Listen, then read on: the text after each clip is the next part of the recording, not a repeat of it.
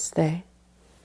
I'm Nayaswami Asha, and today is the first of what will no doubt be quite a number of gatherings we'll have about the Bhagavad-Gita, the commentary by Paramhansa Yogananda, as remembered. The exact title is The Essence of the Bhagavad-Gita, explained by Paramhansa Yogananda, as remembered by his disciple, Swami Kriyananda. And each one of those pieces of it are really essential. We're going to be starting at the beginning of this book, and we're going to be moving through it week by week until we reach the end of it. And it's a long book, and my hair has just started to turn gray, rather late in life, and it may be gray by the time we get to the end of this, not because of the Bhagavad Gita, but because of the pleasure of moving very slowly and really savoring every piece of this book. I actually did a full course on this book once before. If you go to Nayaswami Asha, a website of that name, you'll find it listed there. But I made a very serious error in that I set myself the goal of going 10 pages every session, which I deeply regretted because 10 pages of this book is way too fast. So since then, in all my study courses, and especially now in this one, we won't have a schedule. We'll just go sequentially. And it will simply take us as long as it takes us. It doesn't matter, because every piece of this is a jewel.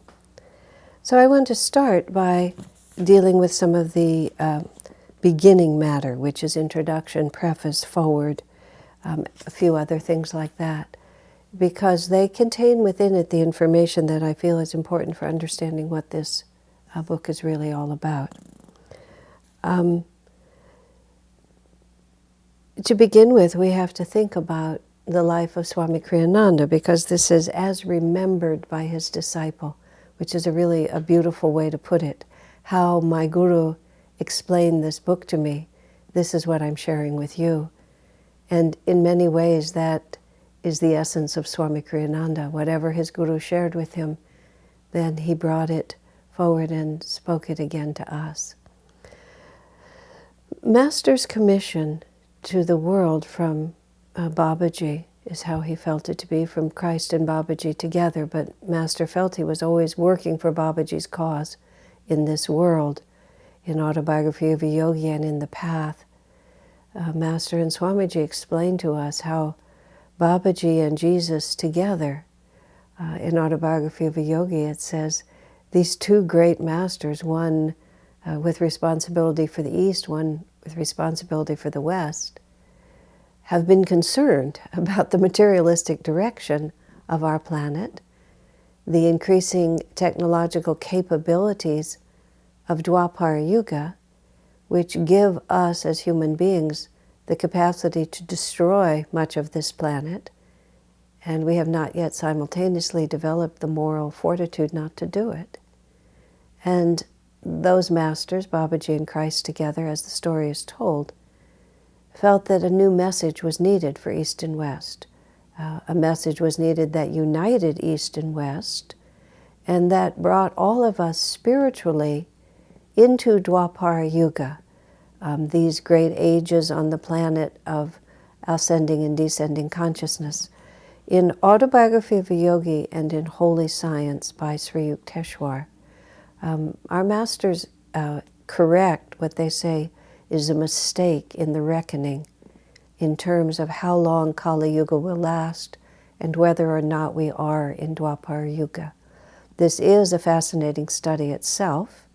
There is a book written by a devotee of Ananda, Joseph Selby, with David Steinmetz. The book is called The Yugas. It is may not yet be easily available in India, but it is available from America. And it goes into great length talking about the fact that we are now in Dwapara Yuga, have been since 1900. Now, that's not a premise of everything that I'm going to say, but it is a little bit of a premise of my introduction here. And this is not the time or the place for me to present all that evidence, but I will say the evidence is there.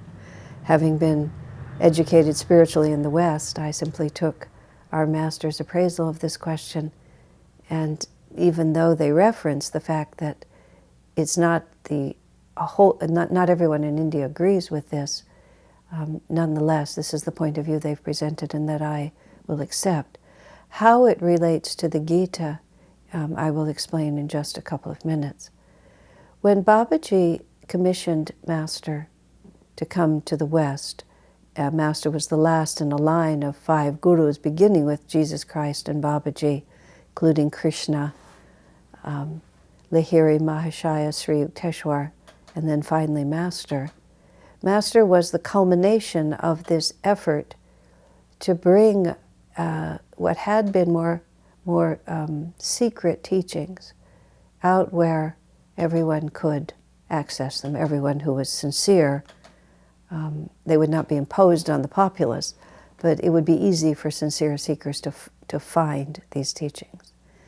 And Master's commission was to interpret the Christian Bible, the Bible, primarily the New Testament, and the Bhagavad-Gita, to show that the original teachings of Jesus and the original teachings of Krishna were in fact the same teachings of self-realization. So of course, if you want to speak about the teachings of Krishna, you go to the Bhagavad-Gita.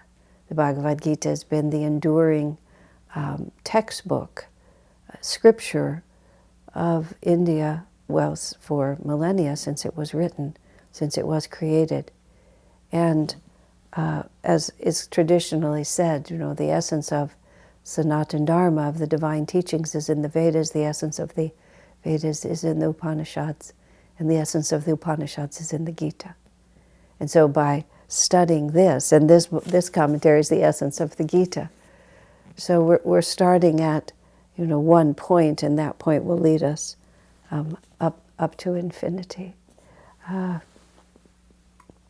Just a moment here.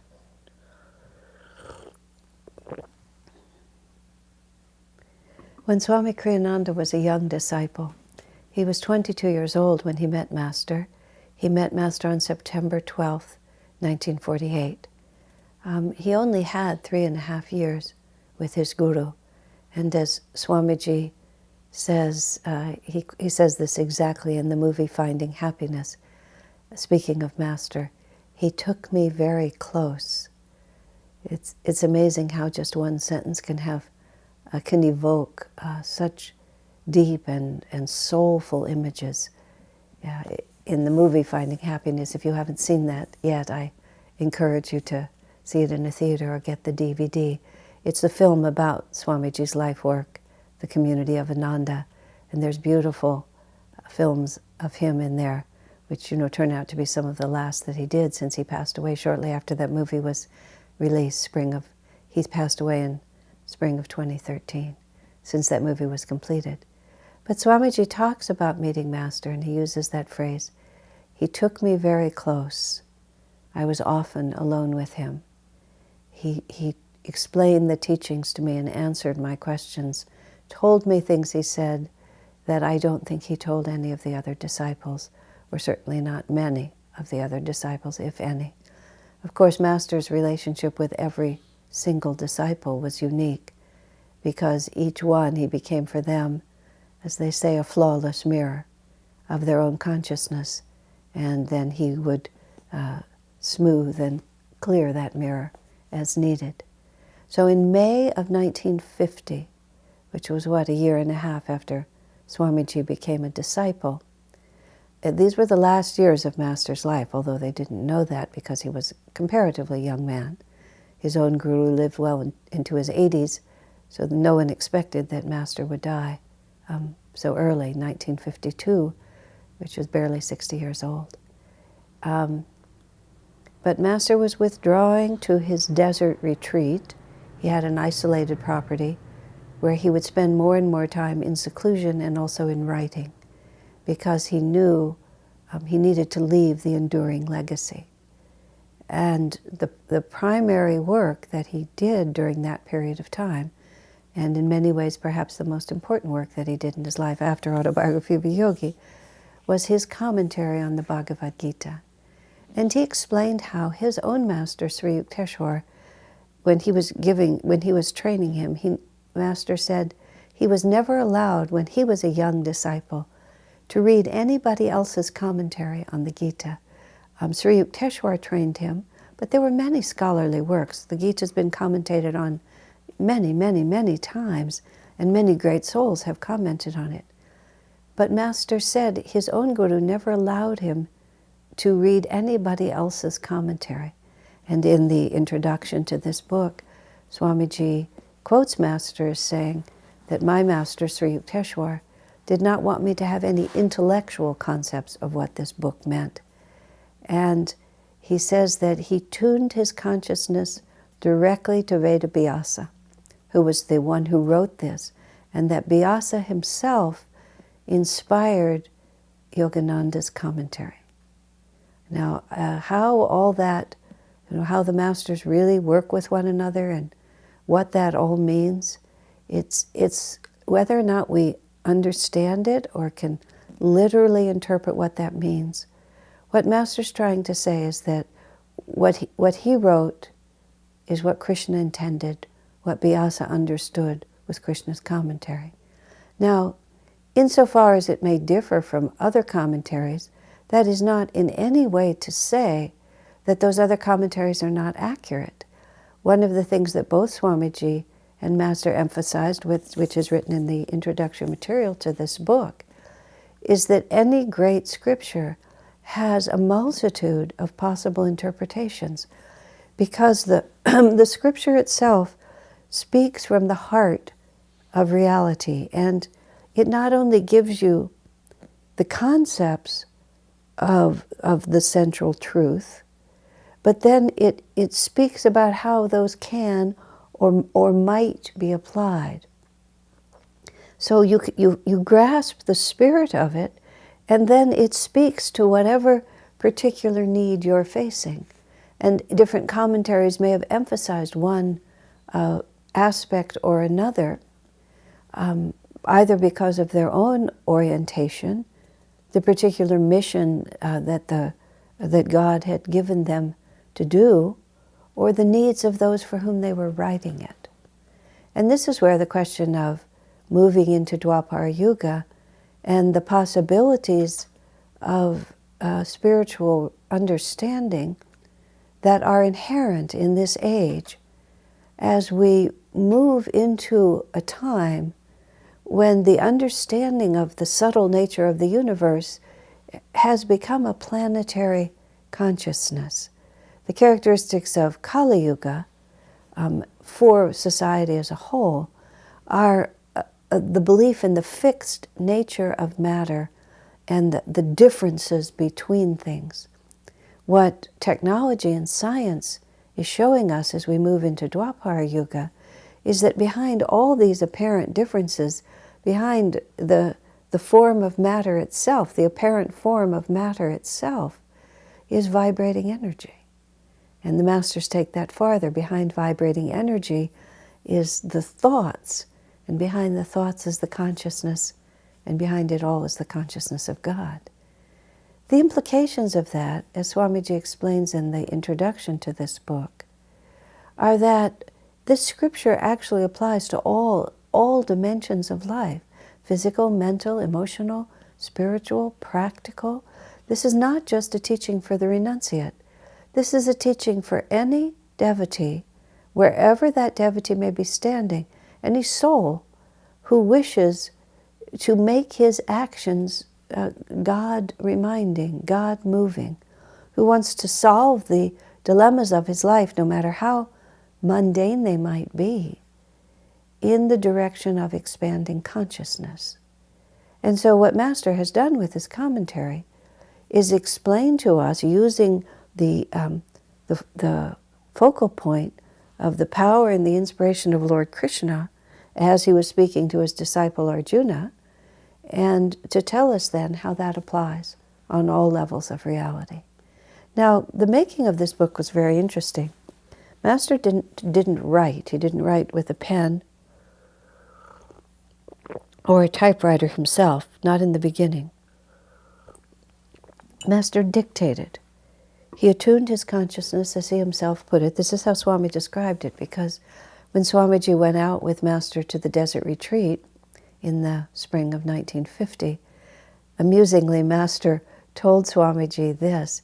Master said, I was going to go out to the desert, and I asked Divine Mother who I should take with me. And then he said to Swami, whom he called Walter, which was a slight variation on his American last name of Walters, but that was always who, from the beginning, he didn't become Swami Kriyananda until after Master had passed, and as a disciple, he was the disciple Walter. So Master said, I asked Divine Mother who I should take with me, and your face appeared, Walter. And then, who knows why, but Master said, just to be sure, I asked Divine Mother twice more, and twice more your face appeared. It's understandable. Swamiji was a very young man, 23, maybe 24 years old by that point, and he was a newcomer, although Master had already put him in charge of the monks. And it was clear that Master had high hopes for this disciple, hopes, of course, which were fully realized now that Swamiji's life is finished and you can look back and see it. And Master also knew that his time on earth was short, and that if he was going to make this disciple who became Swami Kriyananda ready, he would have to take him very close. And the fact also that he spent a lot of time alone with him is interesting, because that gives the Master, one, the opportunity to concentrate completely, and also to have no conflicting cross-currents of the needs and vibrations of other disciples with him, to be able to pour his full attention into Swamiji in exactly the way Swamiji needed, which is what Swami himself, without fully stating it, did explain.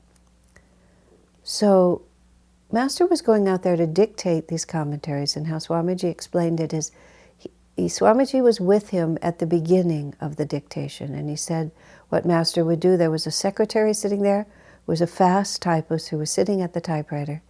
Master would lift his attention to the point between the eyebrows, tune in superconsciously, he said, with Beta Vyasa, and then he would begin to verbalize the inspirations that were coming to him. And Swamiji sat and listened to him while he did that, and then the typist would frantically try to keep up. Swamiji was talking about how the nature of superconscious intuition is passed from one master to another. And in the introduction, he refers to Master describing in the resurrection of Sri Yukteswar. And of course, in Autobiography of a Yogi, all those stories are deliberately told. Master's not writing that book because he needed to write it. He's explaining those things to us because we need to hear them. So when Sri Yukteswar came to him, in the autobiography, Master explains, he goes to great length to explain to us that this was actually a physical remanifestation of Sri Yukteswar's body. When Master was communing with Vyasa, he was communing with the spirit of Vyasa. Vyasa didn't manifest physically in front of him as Yogananda's guru did. In autobiography, Master talks about how he hugged Sri Yukteswar and felt the physicalness of his body, how he knelt at his feet and saw the familiar orange canvas shoes and the bumpliness of the toes and the hardness of the toes, realities that Master knew very well. And he knew that they had just returned, that death itself had been dissolved by the infinite power of the Master. And then, for the sake of devotees for all ages to come, Yogananda starts having a conversation with Sri Yukteswar about where are you now and what's it like there. And of course, Yogananda writes that conversation in words. But quickly in that chapter, he explains that his consciousness and Sri Yukteswar's at a certain point very soon melded, and it was thought transference. It wasn't verbalization. And Swami goes on to explain that words are an inadequate medium for the exchange of vibrations and even for the exchange of ideas and thoughts. Master explains how Sri Yukteswar gave him thought pictures, that he would capture the whole essence, the vibration of something, the meaning of something, the visual reality, the physical reality, all in one swoop of intuition, And intuitions like this come to many people in far less dramatic circumstances. They come to great souls and to small souls also. Albert Einstein, whose theory of relativity was a fundamental intellectual opening for Dwapara Yuga, explaining mathematically and scientifically that matter and energy are one reality. But Einstein didn't laboriously arrive at that understanding by doing one equation after another. He received the understanding as a revelation, as a complete revelation. It was a thought picture that was transferred to him from a higher reality.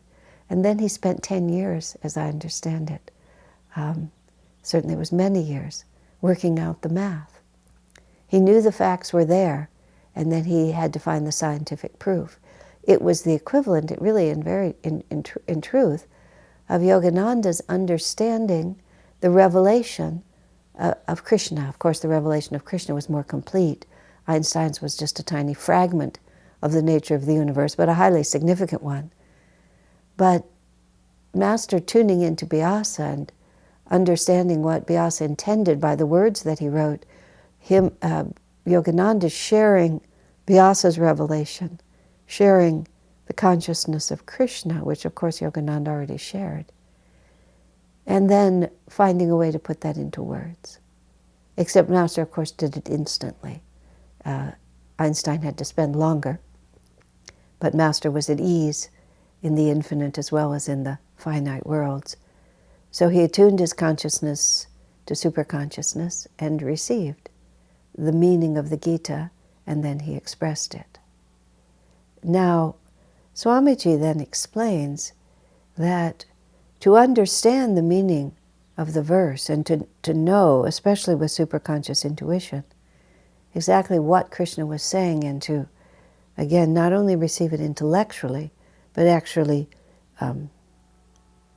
have that same revelation oneself. And then Yogananda putting that into words, as Swamiji says, in the onrush of that kind of inspiration, you can't speak the words all that carefully. And you certainly can't work with style and flow and consistency and qualities which become important as the revelation, like a stream of water from a high waterfall, flows down to eventually water the fields, water the hearts of thirsty devotees everywhere. So Master interpreted it. He dictated to his secretary what each of these verses, chapters and verses, what each one of them meant. I mean, the words are really very small, but the implications of them are enormous. It's standing on the peak of the mountain and literally explaining how to walk the path to get to that peak. I mean, this is the reality of what we're going to do, but how do we get there? And Master, in a sense, pointed out the path, but Master himself said it was left to the disciple to edit it. That's the word that they used. Edit may be a slightly confusing word here, but it's the word that is always used, that the Master needed an editor, but what that editor needed to do in a very real sense was to finish the job. He needed to finish the clear expression without reinterpreting it in any way, just simply finish the clear expression. Swamiji described it in another context. It's not in the introduction to this book, but he explained it, I think, verbally or in a letter he wrote. He said, Master made many intuitive leaps, is how he put it. It was clear to Master how one thing related to another. His intuition just led him without the laborious necessity of reasoning out each of those points, just as Einstein had to fill in all the mathematical pieces so that other scientists could see what he had just seen all of a piece. It's been said that only a handful of scientists have been able to understand the equations that Einstein laboriously worked out, but it's been the right handful, the handful that could then communicate it again. Until now, without even knowing why, everyone in the world virtually accepts what Einstein revealed as the truth. We don't know why we accept it, we just know that it's true. The idea has gained magnetism and the power of it speaks. And so Swami Kriyananda, and he was assigned by Master, given a commission from his guru, which was to teach, to lecture, to write, and also to edit. And so Master said to Swamiji, I want you to edit my works. And even in fact, at that time, when Swamiji said he was just a youth with no experience, with an aptitude and a dedication to words and writing, Swamiji had made some attempts prior to becoming a disciple to use that talent as a writer, and insofar as he had an ambition, that's what was his ambition, was to write. He abandoned it all in his search for truth. But Master knew who he was and knew what he had to give. And so he told him directly, your job is to teach and to write and to edit. And of course the editing would be Master's work. And when in May of 1950, after Divine Mother told Master 3 times to take Walter with him, after a few days of Swami being able to sit with him and listen to him dictate these commentaries, Master actually sent Swamiji off to the monks' retreat, which was a few miles away. And instead of having him come back every day and sit and listen to him dictate, he put him to work editing another of his commentaries, the commentaries on the Bible, the commentaries on the Rubaiyat. And Swamiji explains in his book, The New Path, and so I won't explain it here, that it was an impossible task with no actual hope that the work that he was doing would ever really see the light of day. It turned out to be a time of spiritual testing for Swamiji. The Master knew what he was doing. But he was also making it very clear to Swamiji that this is what he really wanted him to do. This was his work. And of course, when a Master gives a disciple an assignment, it doesn't always come to fruition immediately. But it's the seed that the Guru has planted that must bear fruit. Well, let me say it differently, because the disciple has free will, but it has the potential to bear fruit if the disciple will cultivate the seed and help it to sprout. So Swamiji struggled, as he describes in The New Path, separated from Master for some of that time.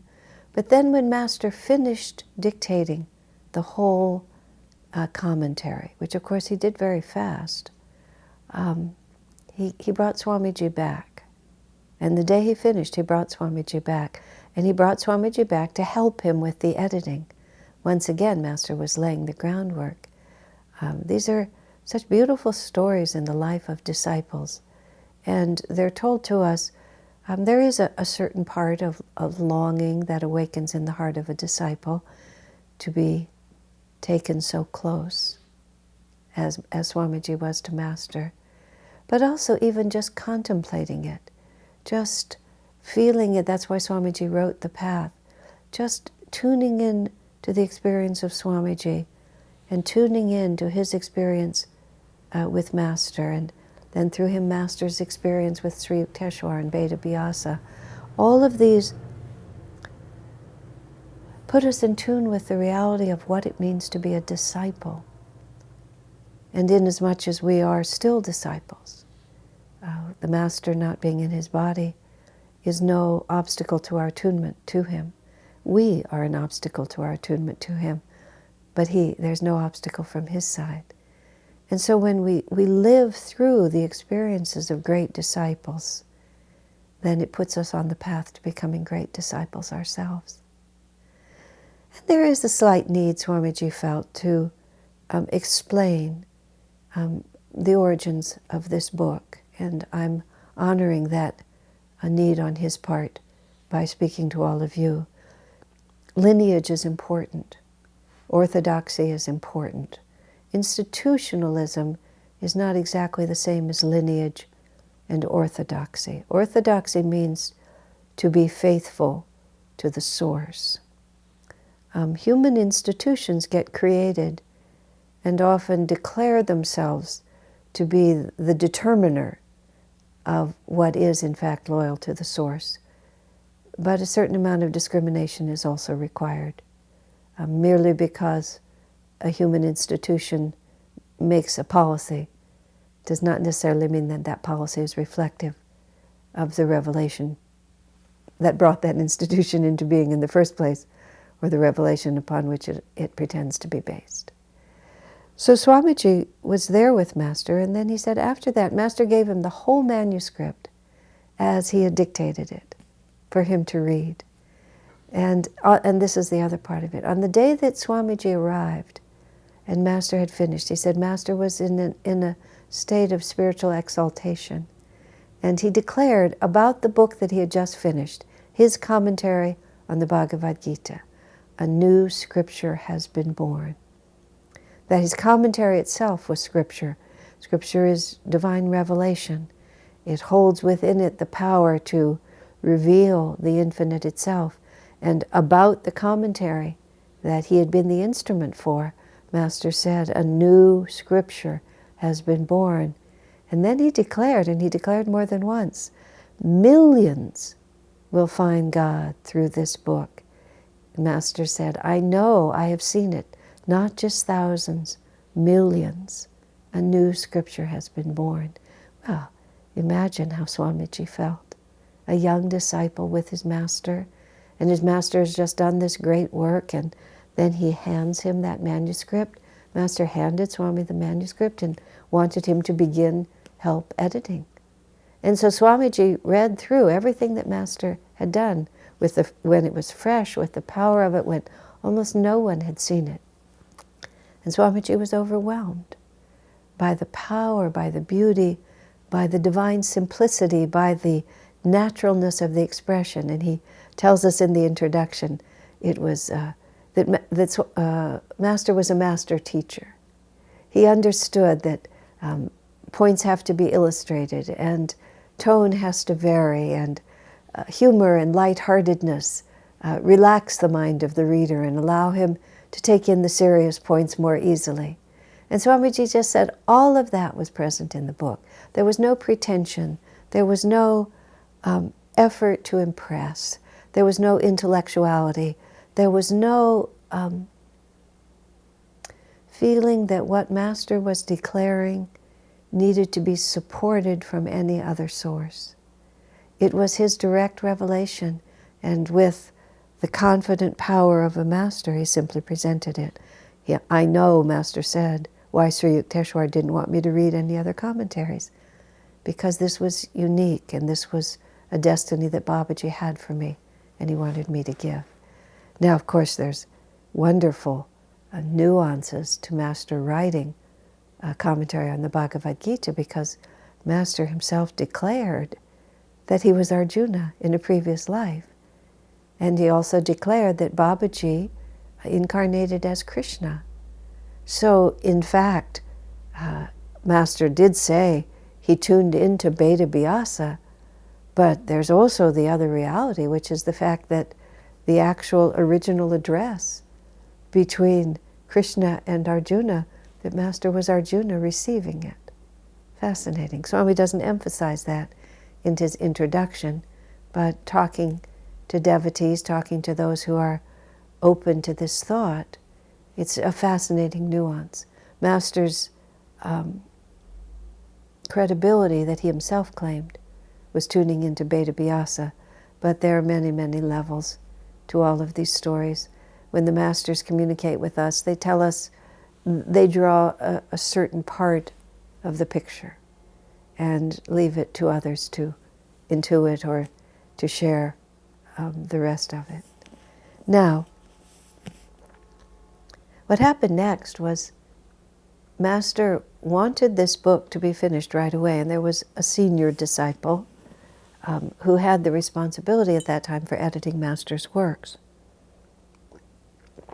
Even though Master declared that Swami's work was editing, Swamiji and Master both knew that it wasn't the time for him to be doing that.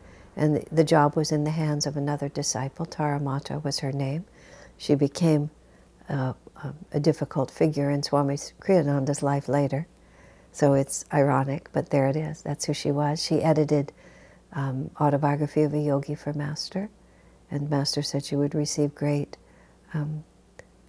spiritual blessing for the work that she did, helping him in that way. So it was her job to take what Master had received in such a rush of inspiration and do the necessary work to bring it into order so that the reader could follow Master's intuitive leap, so to speak. And Master wanted the book brought out right away. He wanted it brought out by the end of 1950, and at least by 51. And there's correspondence from him at that time to Rajasi, and just talking about the urgency that he felt in getting this book published. Swamiji says he must have sensed also that if it wasn't published immediately, it would be a very long time before it was published. But in fact, for reasons of her own, Tara was never able to finish the editing of the book during Master's lifetime. And then Master died in March of 1952, 2 years later, from when this commentary was completed. The book had still not been published, and it was not then published by SRF for 45 years.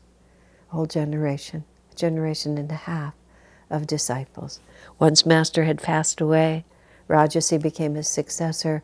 Rajasi died soon after. Dayamata took over the organization of SRF, and, well, just one thing after another. Who knows? But it never came to be. And then eventually Taramata died without finishing it, and the responsibility of it passed on to Mrinalini Mata, and thus 45 years passes. I always, just as a sidelight here, I've now been on the spiritual path for 40-some years, and I've gone from being 22 to being, as this is recorded, 66. Well, that's 44 years. From the 22-year-old side, 44 years seems like a long time. From the other side, it's amazing how life passes day by day. But realizing how life passes, and realizing how a book that Master wanted published the year that it was written could wait almost half a century to see the light of day, also tells us that we have to take care of every single day. We have to be very conscious of what we are letting slip between the cracks, because years pass and a whole lifetime passes, and then there we are, and the next incarnation starts with all that unfinished business. Well, eventually, this book did come out. But during all those 45 years, and through much of them, from 1969 until the book came out in 1995, I was with Swamiji, and he would often, I would almost say continuously, refer to the Bhagavad-Gita Commentary, the extraordinary power and beauty of the book, the importance Master placed upon it, the fact that he felt a commission from Master to edit that manuscript, and his absolute frustration, because the manuscript was owned and in the possession of Self-Realization Fellowship. And Swami Kriyananda was involved in Self-Realization Fellowship, was the leader of the centers and the vice president. But in 1962, he was expelled from SRF. And the manuscript had never been in his hands. And when he was separated from SRF, he had absolutely no access to it. SRF, of course, realizing what they had in that manuscript, guarded it powerfully. It was powerfully guarded. And articles appeared in SRF magazines of Tara's edited versions of the manuscript. And it was possible to get those articles and to read them, but Swamiji felt that, especially after Master passed away in 1952, those articles were not always reflective of what Swamiji vividly remembered as the manuscript. So he felt absolutely stymied. And he kept hoping and urging that SRF would publish the book And Swamiji wasn't concerned about who edited it or who published it, but only that what Master had created would see the light of day.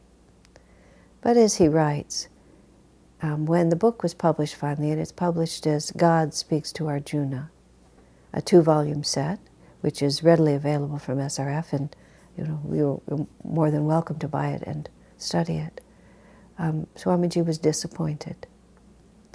He felt it had been over-edited, and he felt that the open and free spirit that was present in the original manuscript was lost in the edited version. And the edited version includes countless footnotes, and many of Master's conclusions are supported, or SRF would call it, the editors there would call it, further explained by the thoughts and experiments of others. The net result, Swamiji feels, is that the vibration, and in fact even some of the facts, are simply different. So in 1995 he felt, again, how am I ever going to edit this book? Because I don't have the manuscript. Now, none of the published versions of it will do it for me. And he had a dream. And in the dream he was talking to Master. And he said, Master, this is work I need to do, but how am I ever going to be able to do it? And without having your manuscript. And Master said to him, don't overlook the possibility of a skylight. Even in dreams sometimes, Master, things are obscure. And Swami gradually came to realize that the skylight was superconscious intuition. And in just the same way that Master was able to tune into Beta Vyasa, although Swami never claimed this parallel, I'm claiming it, Swamiji knew he would be able to tune into Master. And so time passed, and the thought of this book was always still there. I was actually suddenly wondering what the copyright is on this, because I don't recall. It was after 2003. It was finally published in 2006. And by that time, Swamiji was living in India, and he was 80. And how much more time would he have? And he began to feel inside himself that the time was now. And he had worked side by side with Master on this manuscript. And in fact, the original manuscript has notes in Swamiji's handwriting. He's seen them. And so it's there. He worked on it. He read every word of it, and he worked on it with Master. Now, that's relevant not only because of Master perhaps instructing him, but also in the presence of Master, Swami's consciousness was formed. And Swamiji writes in other places how he has a unique gift for remembering everything associated with Master's voice, and he gives examples in the path and in conversations, because Master wanted him to remember. And so Swami has been able to remember. He can't remember everything like that, although he has an astonishing memory anyway. But where Master is concerned, he does.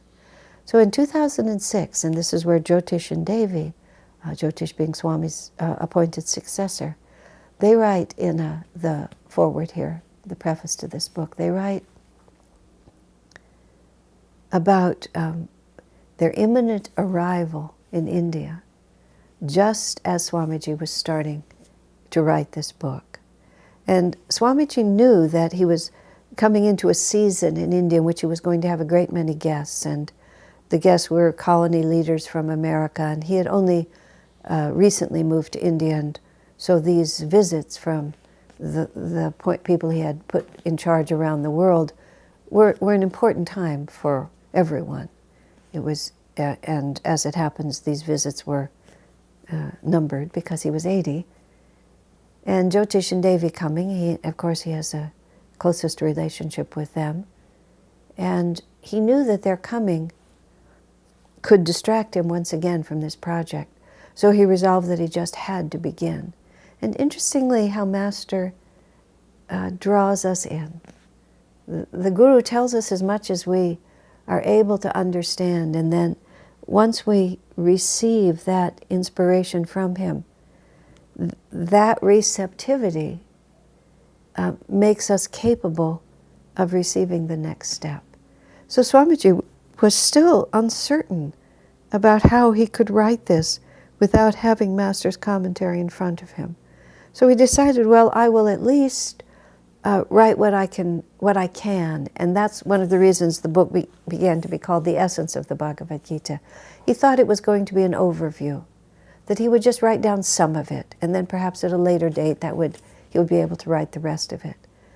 But he also knew that, as he put it, whatever clarity he had gained for this project, if he didn't act on it right now, the imminent arrival of Jyotish and Devi and a whole host of guests behind them would distract him from that. So he plunged in and started. So by the time they arrived, he had begun. And as soon as Swamiji stepped into that flow of inspiration, the river opened in front of him and began to carry him forward. And he by that stage in his life, as Swamiji explained it in other contexts, his ability to write intuitively was so finely honed that he didn't need to know where something was going. He had this absolute faith in the divine flow. I mean, by the end, he said he could start a paragraph and not even know where the paragraph was going. He would just write the words as they came to him. Now, this is not automatic writing. This is not that he was passive and something moved his pen. It was that his consciousness was so attuned to Masters that he could just write what was needed and just be an instrument without the necessity of any ego construct around that. So he started writing this book, and this book started coming to him in just exactly that way. And what he found was that when he would look at a stanza, he could remember. And he said he believes he remembered every concept that Master offered in explanation of that. And he could remember sometimes the words, and he sometimes remembers Master's voice. But he just understood. His consciousness united with Master, and as Master understood the meaning of each verse, Swami understood the meaning of each verse, he remembered Master's explanation of it. And he's very quick to say he didn't add thoughts. He didn't say, oh, well, that sounds good, and this is what I also know. And on occasion, Swamiji, of course, has additional ideas that he can add to something. When he edited Master's commentary on the Rubaiyat of Omar Khayyam, he did add some comments of his own, but he very carefully called them editor's comments. He wrote Master's interpretation, then if he had something more to say that he thought would make it easier for the reader to understand what Master said, he put an editor's comment. In this book, I believe there are no editor's comments, that it's just entirely and only Master's commentary.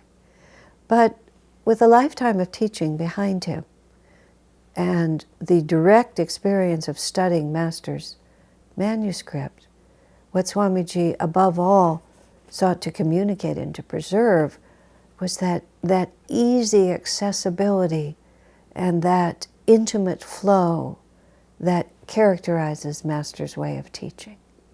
It's very important because otherwise, if it's too difficult to access, the disciple's natural belief is that they're incapable of accessing it. And the contrast, for example, between the first edition of Autobiography of a Yogi and the later, like the 12th edition of it, is often that easily accessible friendliness. That's the original and the edited versions can be compared side by side.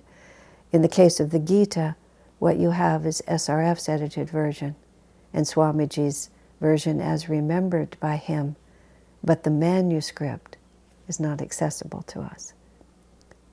But it doesn't matter, really, because what we have is what we have, and every disciple can just simply read and decide for himself. Now, so Swamiji started writing this, and as the river of inspiration grabbed him, took him, he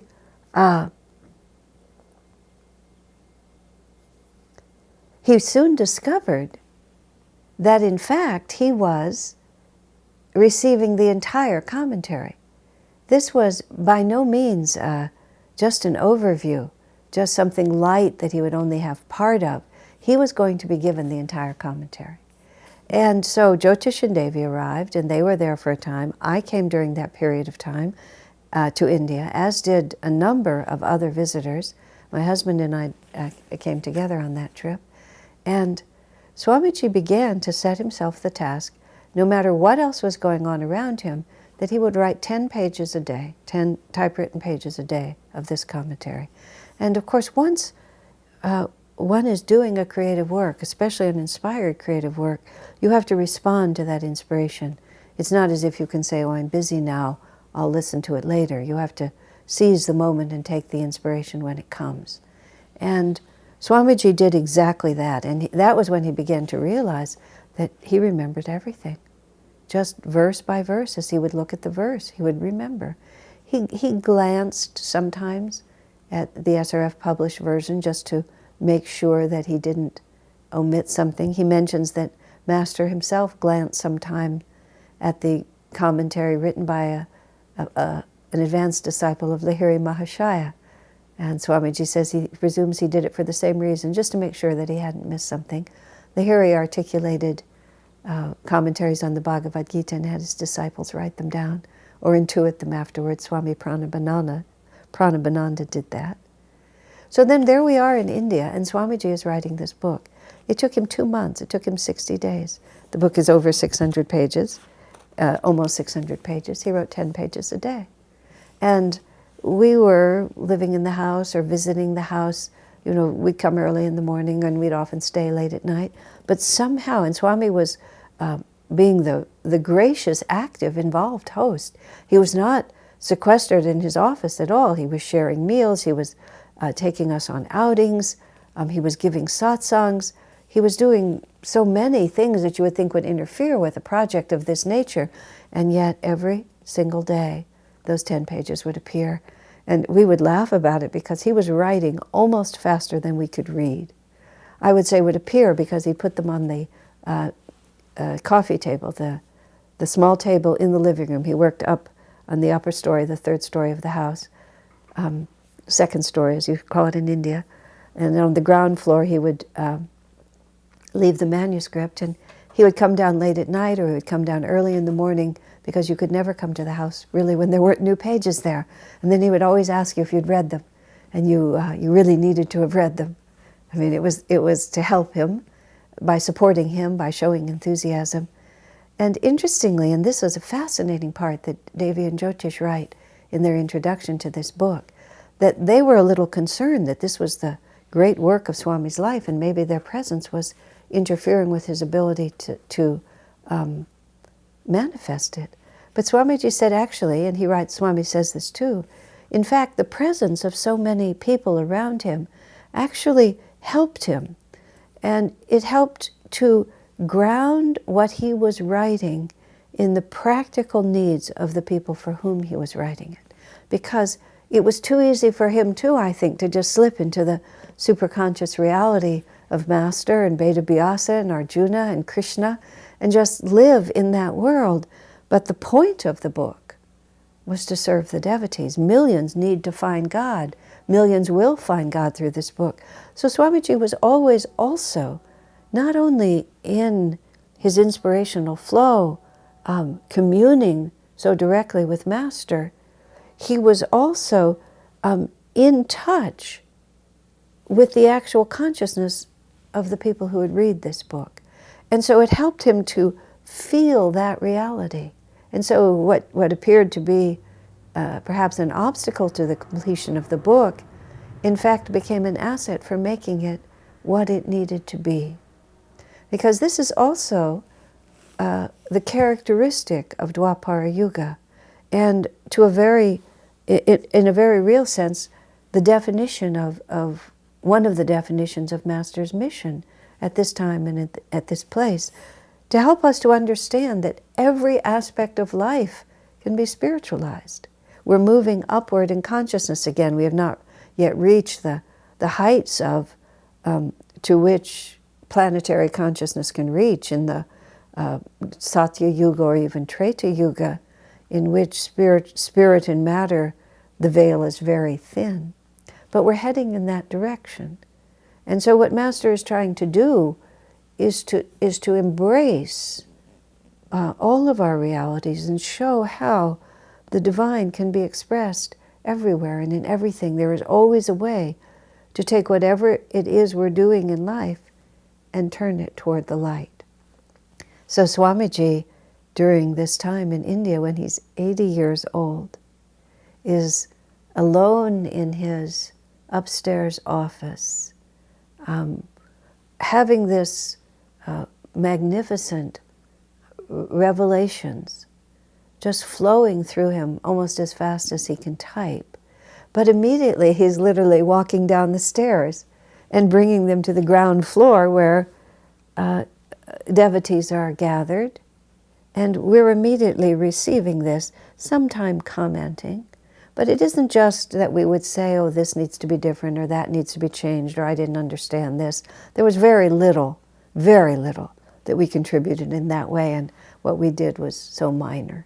Just really polishing the tiny side of a stone.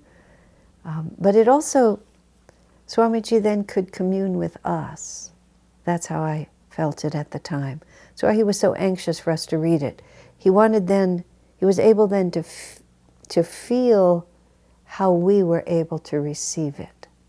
And knowing how we were able to receive it helped complete the cycle in some very subtle way.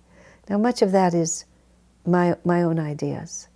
I've extrapolated from some of the things that Swamiji said, but I was there. And it felt to me that Swami could have written that book in a cave somewhere without any help from any of us.